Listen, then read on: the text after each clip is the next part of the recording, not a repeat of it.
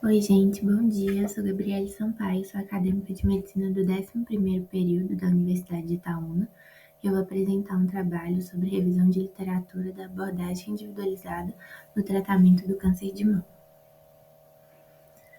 O câncer de mama, ele é o tipo mais comum de câncer entre as mulheres no mundo inteiro e também o câncer que mais mata as mulheres. É justamente por isso que eu acho que é tão importante, né, a gente estudar sobre ele, porque ele acomete mulheres muito jovens e tem uma mortalidade muito grande.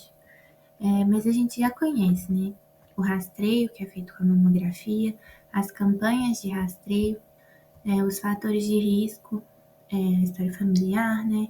As formas de diagnóstico. Por isso, hoje no trabalho, o meu foco vai ser falar sobre um tratamento mais específico, porque esse tratamento ele tem sido cada vez mais direcionado para o tipo de tumor que a mulher tem, para fazer uma abordagem bem especializada. Então, para entender melhor como é que funciona, né, o tratamento, é importante falar sobre o exame que vai nos mostrar, que vai nos direcionar o que a gente vai usar nesse tratamento, que é a imunistoquímica. Esse exame ele vai definir o perfil molecular do tumor. Vai funcionar determinando o tipo de mutação genética e as proteínas que são expressas por esse tumor. Isso tudo vai ser visto, né, através de um painel de anticorpos que vai auxiliar a gente, esse painel de anticorpos, mostrando o prognóstico e um tratamento mais direcionado para esse tumor, porque dependendo do que aparecer lá, a gente vai conseguir ter uma noção do que é mais interessante de ser feito para essa mulher.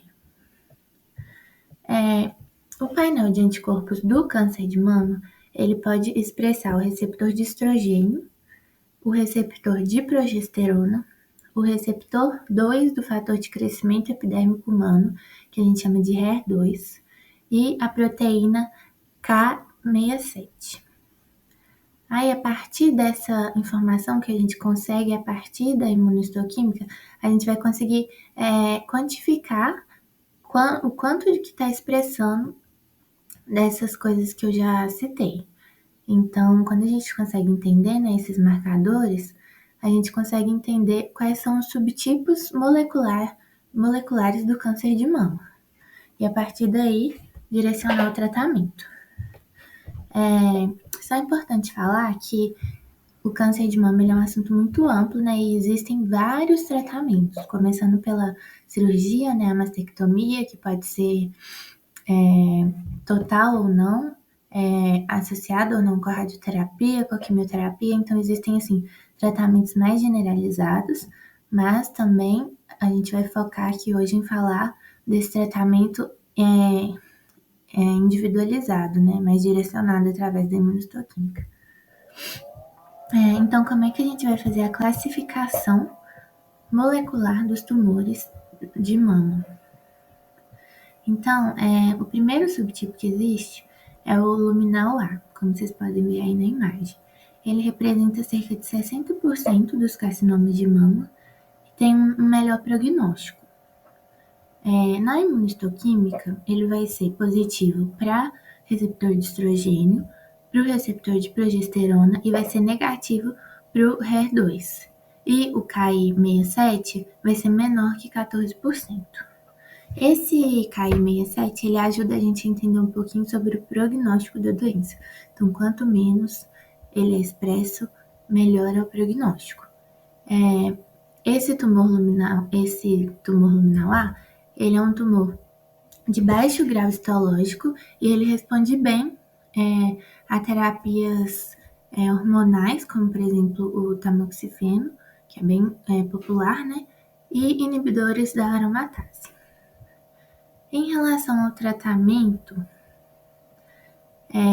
estudos novos, né, perceberam que ribociclib, que é um inibidor da CDK4, mais o letrozol, que é um inibidor da aromatase, né, fazendo a terapia hormonal, mostrou uma melhor sobrevida de progressão em comparação só com a terapia hormonal sozinha.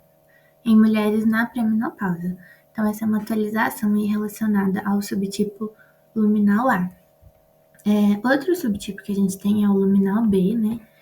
Que também tem receptores hormonais, porém em níveis mais baixos que o luminal A, e eles também expressam o HER2, além de ter uma maior expressão do KI67, que vai ter mais de 14% dele. Então, isso leva a um pior prognóstico. E esses tumores eles são mais responsíveis aos antiestrogênicos do que o luminal A. Outro subtipo que a gente tem é o HER2, né? Que é o subtipo que expressa o HER2 e é totalmente negativo para os receptores hormonais. E ele possui o segundo pior prognóstico. Perde só para o triplo negativo, que é o que eu vou falar em seguida. Esse HER2, ele, como terapia-alvo, né, direcionada especificamente para esse subtipo, tem uma medicação que chama trastuzumab, que vai melhorar o prognóstico. Porém, ainda é um prognóstico bem reservado. Agora, em relação ao triplo negativo, ele é um tumor de alto grau histológico e que tem muito índice mitótico. Na imunistoquímica, ele vai ser triplo negativo, como fala o nome, né? Então, não vai ter o HER2, não vai ter os receptores hormonais, nem de estrogênio e nem de progesterona. E aí, alguns estudos também mostraram que algumas medicações, como a atezolizumab e a imunoterapia, que é uma imunoterapia, né, associada à quimioterapia, aumenta a sobrevida e é um bom tratamento de primeira linha, apesar de também ter um prognóstico bem reservado e é o tumor que acomete mais mulheres mais jovens. Aqui nesse slide eu resumi, né, basicamente o que eu falei sobre qual tratamento individualizado para cada tumor tem mostrado melhores resultados nos estudos atualmente. Porém, a implementação desses tratamentos, né, personalizados é muito difícil, porque isso é muito atual, além de ter um alto custo e uma necessidade de testes genéticos que muitas vezes não são encontrados em qualquer lugar, né? Só nos grandes centros, às vezes só em São Paulo, no Rio de Janeiro, aqui no Brasil, né? Então, apesar de ser uma iniciativa muito legal e que mostra resultados positivos, ainda tem essa questão de ser reservada apenas para os grandes centros, além de ter um custo muito alto. E o tratamento também é de custo muito alto. Então, né, a gente conclui que as abordagens personalizadas representam, sim, um avanço no câncer de mama. Elas oferecem tratamentos mais eficazes e específicos para subgrupos de pacientes, apesar de ainda ter limitações.